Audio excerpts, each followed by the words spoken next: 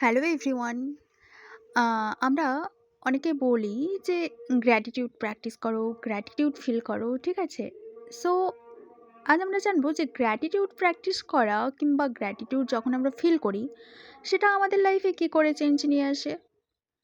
অবশ্যই এটা কিন্তু 100% চেঞ্জ নিয়ে আসে, ঠিক আছে? এটা আমি নিজে রিয়ালাইজ করেছি। অ্যাকচুয়ালি আমি ১ম এ যখন শুরু করেছিলাম, রোজ গ্র্যাটিটিউড প্র্যাকটিস করতাম অ্যান্ড ফিল করতাম।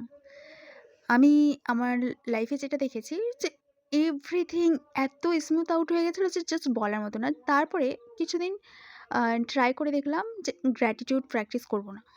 অটোমেটিক্যালি আমি আম লো ভাইব্রেশনে চলে যাচ্ছি। ঠিক আছে? তো সকালবেলা উঠে যখন আমরা কিংবা দিনের যেকোনো সময় যখন আমরা গ্র্যাটিটিউড করব না, এট লিস্ট ১০ টা জিনিসের জন্য কিংবা ৫ টা জিনিসের জন্য থ্যাঙ্কফুল থাকবো, অটোমেটিক্যালি আমাদের লাইফে যে ভালো জিনিসগুলো সেগুলোর দিকে আমাদের ফোকাস যাবে। খারাপ জিনিসগুলোর দিকে ফোকাস যাবেই না। মনে হবে এত কিছু আছে, ঠিক আছে?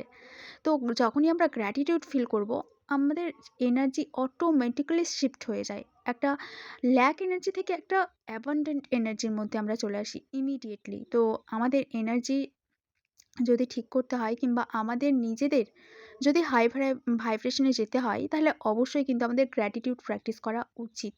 ঠিক আছে? আর ম্যানিফেস্টেশন যখন আমরা করতে যাব, ১ নাম্বার যদি আমি বলি ফার্স্ট স্টেপ কী? তাহলে বলব গ্র্যাটিটিউড। গ্র্যাটিটিউড ছাড়া তুমি কোনো দিন কোনো কিছু অ্যাট্রাক্ট করতে পারোই না। ঠিক আছে? গ্র্যাটিটিউড যখন ফিল করবে তখনই কিন্তু তোমার কাছে আরও গ্র্যাটিটিউড ফিল করার মতো জিনিস আসবে। আমরা এটা জানি যে লাইক অ্যাট্রাক্ট লাইক। তো তুমি যেরমটা হবে তুমি ঠিক সেরমটাই অ্যাট্রাক্ট করবে।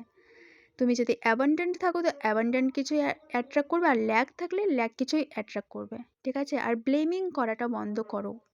যত ব্লেম করবে তোমার কাছে সেরম আরও জিনিস আসবে যাতে যাতে তুমি ব্লেম করতে পারো। এটা মানে কি বলবো, জেনুইন। তো তোমরা নিজেরা ট্রাই করে দেখতে পারো।